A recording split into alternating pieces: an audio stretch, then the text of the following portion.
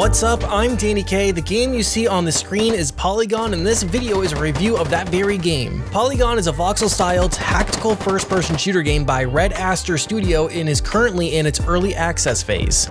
Some technical specs for those who are interested: the game is built on Unreal Engine. It has a minimum requirement of Windows 7 64-bit or newer, an Intel Core i3 2.4 GHz processor, 4 GB of RAM, an NVIDIA GeForce GTX 460, or an AMD Radeon HD 6850 graphics card.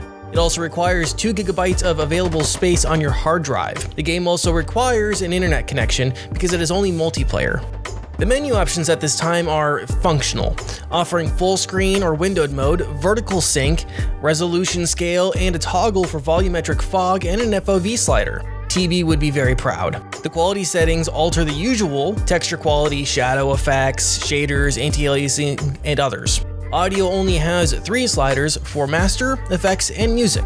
The control menu at this time of recording, however, needs some work. It appears that the menu is too large for the bordered window that has been created for it, and so you'll get this broken menu that overlaps with other UI. A simple enough fix, I'm sure, but a weird issue to come across as other menus in the game are scrollable and fit into the space allotted for them.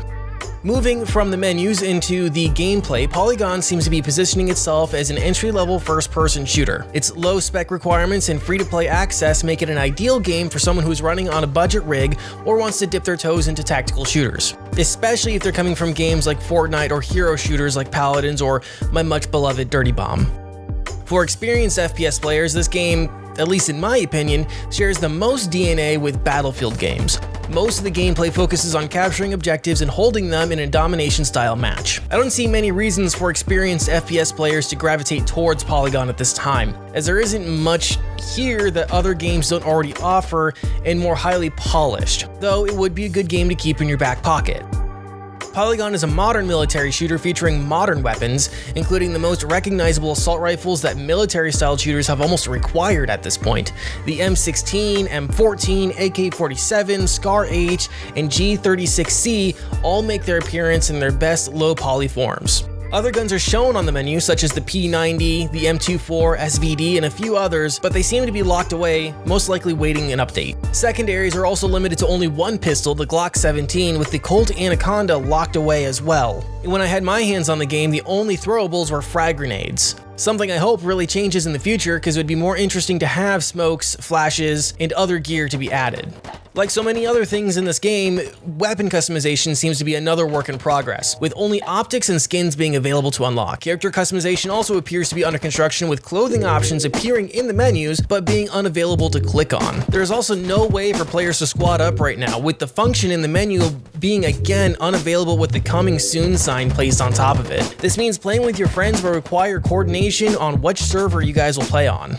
Playing the game itself is actually fairly fun. You load in either in your team's spawn or on a point your team holds, and you fight your way to other points to capture or continue to hold positions until the score limit is reached. With the game's optimization and low spec requirement, I feel like I should mention here that the game feels good to play. I never encountered noticeable stutters, frame drops, or that much server latency even. I don't think I ever dropped below 100 frames while in game.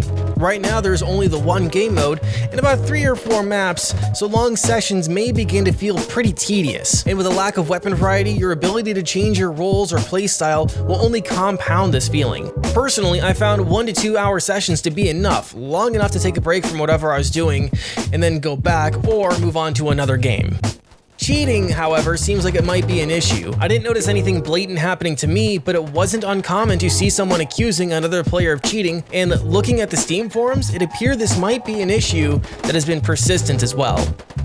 While the gameplay is good, it is far from perfect, and there were some major issues I had with the game. First is the confusion I had of what I could shoot through and what I couldn't. On some maps, there are chain link fences topped with barbed wire, both of which appear to be just solid walls when relating to your projectiles, meaning that I was unable to shoot enemies who were clearly within my line of sight. But in contrast, glass, which is a little bit more than transparent sheets of blue color, you can shoot through just fine, as one would expect, but there is confusion to be expected when you can't shoot through a chain link fence.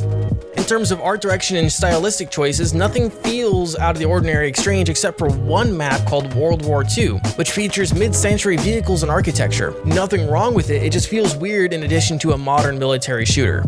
The map design itself could use a lot of servicing, angles could be more thought out, and one major problem I encountered was spawn camping. It was not uncommon to see complete domination of one team by surrounding their exit points and preventing them from leaving. The devs should contemplate preventing bullets from hitting inside spawn as well, while allowing bullets to hit enemies outside of spawn, giving less incentive to players to spawn camp. Another thing that seems frustrating is the movement system, particularly when going vertical. Around the maps there are boxes or crates that you can use to scale wall or get a better vantage point, but there is no climbing or vaulting indicator. So when you come across objects, say like a bed of a truck, that one could reasonably assume you could climb into, you find yourself jumping against a solid object like a complete idiot. Adding an indicator when approaching objects that players can get on would alleviate some of the frustrations players feel from this. There are also some things on the map that are incredibly frustrating, such as towers with ladders that you cannot climb. I'm not sure if this is intentional or an oversight in asset design, but when a ladder looks climbable, I immediately want to climb it, especially in a game style genre where angles and vision are key to victory. Related is how they have implemented crouching. The game does have crouching, but you have to hold the crouch button down. Adding a toggle option with an indicator by the player's weapons hub would be an update that I would fully support the devs implementing. And finally, I suppose I should get to my biggest critique of this game. Its sound design. To start, the weapon firing feels flat and lacks any sort of impact when hitting an enemy, despite there being a visual indicator of hit shots. In addition to this, most of the guns sound so similar in their metallic popping, it's hard to distinguish them from one another.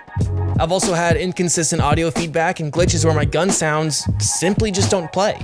Grenades also lack any sort of impact noises, providing no warning if an enemy throws a nade behind you. Some sort of foley like the Call of Duty metallic screech or thud of metal on concrete would greatly increase the immersion and tactile feel of the game. Another oversight in the sound design is any indicator that you were hit. At this time, your only indicator of taking damage is a flinch on the screen and your health bar dropping. Adding a pain grunt or other auditory indicators would help create more immersion in the game and help provide a bit more information for the player to react on. When checking out the reviews of the game, it seems like a lot of people have already pointed these out, and when I checked the news section of the Steam page, the last update posted was on May 27th with no patches or hotfixes noted in the news section, so I can only hope that these updates will be coming soon. But I didn't see a roadmap by the developer, so the current plans for the game I am completely unaware of.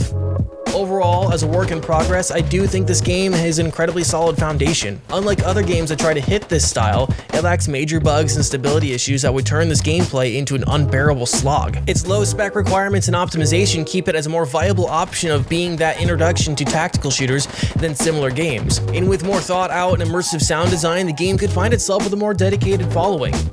But that's gonna do it for this review. If you guys like this kind of content, be sure to drop me a like and subscribe. Maybe even ring that bell. I'm still struggling on what to do with this YouTube channel other than the podcast, so if these deeper dive reviews are something you like, please let me know. Be sure to check out my stream over on Twitch, link in the description of this, and check out Next to Nothing, my podcast, which I will leave in the playlist in the end cards. Have a great rest of your day, and we'll see you guys again next time.